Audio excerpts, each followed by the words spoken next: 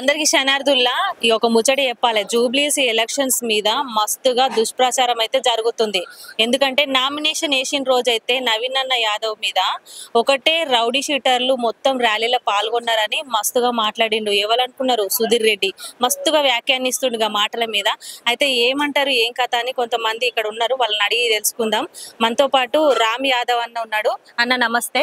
నమస్తే అమ్మా. సుధీర్ రెడ్డి గారు చేసిన వ్యాఖ్యల పైన అందరు రౌడీ షీటర్లే అని మాట్లాడిండు కదా, దాని మీద మీరు ఏం చెప్తారు? అంటే సుధీర్ రెడ్డి, ఇంకా సుధీర్ రెడ్డినే కాదు, కేటీఆర్, హరీష్ రావు, ఇక్కడ వేసిన మిగతా ఎమ్మెల్యే ఇన్ఛార్జీలందరికీ వాళ్ళకు భయం పుట్టుకుంది. నవీన్ అన్న టికెట్ అనౌన్స్ కాగానే ఇంకా వాళ్ళకు స్టార్ట్ అయిపోయింది అనమాట.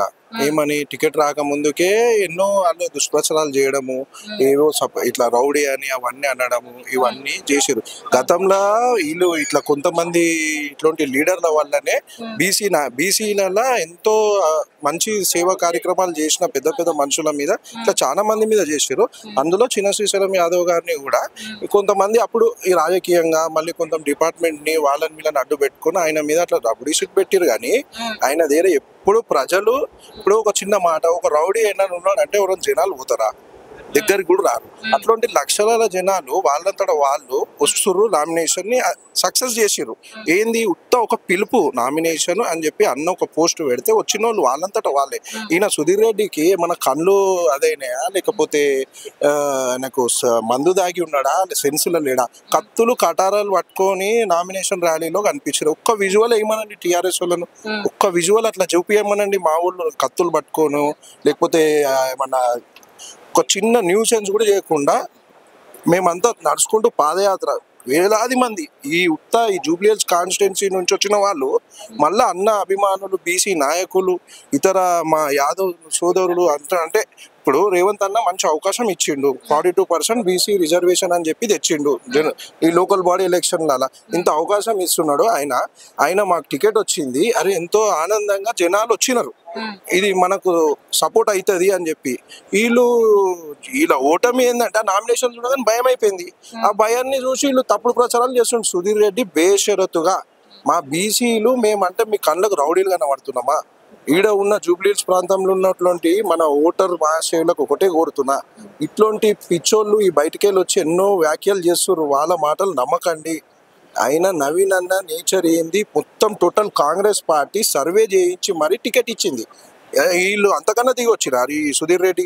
మరి ఏం ఆధారం లేని అంత గట్టిగా మీడియా ముందు రౌడీ షీటర్లు మొత్తం పాల్గొన్నారని మాట్లాడిండు. అంటే మీడియా అంత అంటే తక్కువ కనిపిస్తుందా? ఎందుకు ఆధారం లేని ఎందుకు మాట్లాడుతున్నారు? అదే వాళ్ళు ఇట్లాంటి ఫేక్ చేయడము ఈ కేటీఆర్ టీమ్ కి, ఈ బిఆర్ఎస్ పార్టీకి ఇది కొత్త కాదు. వీళ్ళని తరిమి కొట్టిర్రు జిల్లాల వాదిగా మొత్తం వైడ్గా. ఈ హైదరాబాద్ లో ఏంటంటే చదువుకున్న వాళ్ళు ఇలా మాటలు విని డైవర్ట్ అయ్యారు వీళ్ళు చేసే ఫేక్ ప్రచారాలకు. ఇప్పుడు ఇలా బుద్ధి చెప్తారు జూబ్లీ హిల్స్ ప్రజలు, వీళ్ళు ఓడిపోతున్న భయంతో ఇట్లాంటి ప్రచారాలు చేస్తారు తప్ప ఏడ కూడా రౌడీ లేదు, అవన్నీ లేవు, ఉత్తముచ్చట్లు.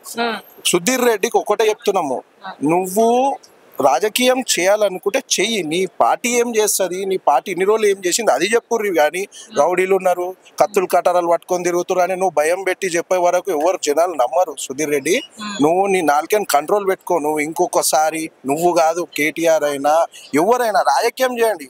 అనవసరంగా ఏదో రాంగ్ మెసేజ్ పబ్లిక్ లో డైవర్ట్ చేసి ఓటర్లను మీద ఎక్కువ దింపుకోవాలంటే ఎవరు జనాలు నమ్మేటోళ్ళు లేరిడ. మిమ్మల్ని అయిపోయింది, వాళ్ళ కథ అయిపోయింది. ఇప్పుడు ప్రజలు కూడా వాళ్ళంతా స్వచ్ఛందంగా వచ్చిన నామినేషన్ ని నువ్వు అట్లా ఎట్లా అంటాడు ఆయన?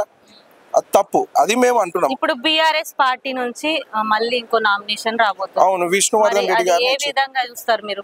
ఇక అది వాళ్ళ ఇంటర్నల్ వాళ్ళు. మరి ఇప్పుడు మేము మమ్మల్ని చూసి భయానికి వాళ్ళు ఏం అర్థమైతలేదు, అది స్పష్టంగా కనబడుతుంది. ముందేమో ఆమెని అది చేసిర్రు, ఆమెను అనౌన్స్ చేసేసిర్రు. ఇప్పుడు ఈయన విష్ణు ఆయన పార్టీ విష్ణు అసలు కాంగ్రెస్ జెండా కనిపించకుండా చేస్తా అని అంటుండు విష్ణు అన్న వాళ్ళ ఫాదర్ పీజేఆర్ అంటే కాంగ్రెస్ అంటే పీజేఆర్ సాబు ఇంటర్నల్ కాంగ్రెస్ లా ఎన్ని ఇబ్బందులు వచ్చినా వారితో పోరాడిండు, తెలంగాణ విషయంలో మాట్లాడుతుండే, జలాల విషయంలో మాట్లాడిండు, అన్ని చేసిండు. ఈయన ఏం మాట్లాడుతుండే, నేను జెండా కనబడని కాంగ్రెస్. పీజేఆర్ సాబ్ ఇంటర్నల్ గా ఏమన్నా ఉన్నా కొట్లాడి పార్టీలోనే ఉన్నాడు, కానీ పదవులకు ఆశవాడో ఇది ఆశవాడో ఆయన నమ్మిన పార్టీని వదిలి పోలే. ఈయన ఏం చేసిండు విష్ణు ఇది నేను జెండా కనబడనియా, నేను ఇది కనబడనియా అని మాట్లాడుతుండు. ఇక వాళ్ళకు ఒక భయం చుట్టుకుంది బీఆర్ఎస్కి. ఇప్పుడు నవీన్ యాదవ్ టికెట్ అనౌన్స్ చేసిర్రు, ఎవరిని పెడదాం, ఎవరిని అభ్యర్థిని పెడదాం, నేను నిలబడాలంటే నేను నిలబడాలని వాళ్ళు భయపడుతున్నట్టు. ఇక ఈ పార్టీ ఏం డిసైడ్ చేస్తుందో 2-3 రోజులు తెలుస్తుంది. వాళ్ళ రాజకీయ నాయకులు ఏం చేద్దాం అనుకుంటారు, ప్రజలకు మంచి చేద్దాం అనుకుంటారా, ఇట్లా పార్టీలు చీలికలు ఇవన్నీ ఏమైతుంది అసలు? ప్రజలని వాడుకొని వీళ్ళు పెద్ద పెద్ద భూములు కొనుక్కోవాలి, వాళ్ళకు ఏవో ఫామ్ హౌస్లు కొనుక్కోవాలి, లేకపోతే ఇవన్నీ చేయాలి అన్నట్టు వాళ్ళు చేస్తారు తప్ప ఎవరు ఆమె ఇప్పుడు మాగంటి గోపీనాథ్ గారు ఏం అభివృద్ధి చేసినాడని జూబ్లీహిల్స్ కాన్స్టిట్యున్సీలో సింపతి అంటారు. ఎందుకు సింపతి అంటే 4 లక్షల జనాలు వాళ్ళ ఓటు, వాళ్ళ భవిష్యత్తు సింపతి మీద ఓటు వేసేస్తారా? అదంతా ఉత్తమ మాటలు. జనాలు కూడా నమ్ముతలేరు. సింపతి అంటే సానుభూతి ఉంటే పోయి పరామర్శిస్తారు, ఏదైనా మంచి చెడు ఉంటే వాళ్ళకు ఏదైనా అరుచుకోవాలి పార్టీ వాళ్ళు తప్ప ఓట్లేసి ఆమెకు మళ్ళీ ఎమ్మెల్యే చేస్తారు అని చెప్పి జనాలు అయితే సింపతి అనే పదం వాళ్ళకి వర్తిస్తదా? నిరుపేదలకు వర్తిస్తది కానీ నిరుపేదలకు వర్తిస్తది. వీళ్ళు 10 ఏళ్ళు దోచుకున్నారు, ఎన్నో లక్షల కోట్ల అప్పు చేసిర్రు, జనాల మీద వేసిపోయారు. జనాల మీద సింపతి కాంగ్రెస్ పార్టీకి ఉన్నది. వీళ్ళేం వాడుతుర్రు, జనాలు మాకు సింపతి పెట్టురు అని వీళ్ళు అంటారు. జనాల మీద సింపతి కాంగ్రెస్ పార్టీకి ఉన్నది. 70-80 కోట్ల వరకు ఆల్రెడీ స్టార్ట్ అయిపోయినాయి. ఈడ 150 కోట్లు శాంక్షన్ చేసిండు సీఎం రేవంత్ అన్న. ఇవన్నీ జనాలు చూస్తున్నారు, గమనిస్తున్నారు. ఈ సింపతి చూసో ఏదో చూసి ఓట్లు వేసే రకం కాదు. కొంత ఎడ్యుకేటెడ్ వాళ్ళకు ఒక్కటే మెసేజ్ చెప్తున్నా, నేను ఎడ్యుకేటెడ్ కాబట్టి ఈ తప్పుడు ప్రచారాలు, వాళ్ళు చేసే కొన్ని సోషల్ మీడియా యాక్టివిటీస్ని నమ్మి మీరు మీ ఓటును బీఆర్ఎస్ సైడ్ కానీ మళ్ళీ ఈ బీజేపీ వాళ్ళు తప్పుడు ప్రచారాలకు మోసపోయి హిందూ అని అదే అని రకరకాలు చేస్తారు. మీరు ఒక క్వాలిటీ ఉన్న లీడర్ని ఎంచుకోండి. ఎడ్యుకేటెడ్ వారికి నేను చెప్పాలనుకున్న మెసేజ్, క్వాలిటీ ఉన్న లీడర్, యంగ్ విజన్. ఆయన ఎంతో చదువుకున్నాడు, ఎంతో వాళ్ళకి లేదని కాదు, ప్రజలకు సేవ చేయాలని చెప్పి ఆయన ఉద్దేశము. మీరు జూబ్లీహిల్స్లో ఉన్న యంగ్ ఎడ్యుకేటెడ్ వారంతా నవీన్ అన్న సైడు ఖచ్చితంగా మీరు ఆలోచన చేసి ఓట్ చేయాలని మేము కోరుతున్నాం.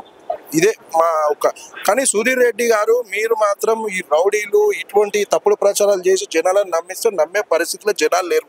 కేటీఆర్ చేసే ఈ సోషల్ మీడియా టీం ఏందో అదంతా తెలుసు జనాలకు.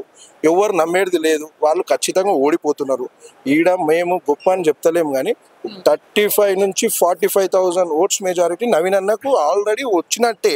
ఇంకా మా ప్రచారం దూచుకొని పోతున్నాము. ఇంకా అవసరం అయితే 60-70 వేలకు కూడా పోతుంది మా మెజారిటీ. ఏమన్నా ఇప్పుడు మందు ఓటుకు నోటు అది నడుస్తుందా? లేదమ్మా, అట్లా లేనే లేదు.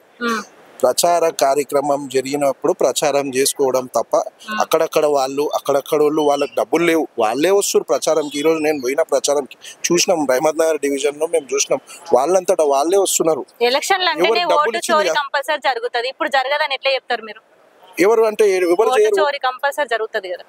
ఓటు చోరీ కంపల్సరీ అంటే వాళ్ళు చేసిన ఓటు చోరీలు. నీకు దొంగ ఓట్లు మొన్న ఆయన మాట్లాడతాడు, ఏమన్నా ఉండాలి. ఎవరయాంలో అయినాయమ్మా హాస్టల్లో, మధురా నగర్, వెంగళరావు నగర్ హాస్టల్లో ఉండే వాళ్ళ మీద ఓటర్ ఐడీలు ఉంటాయి.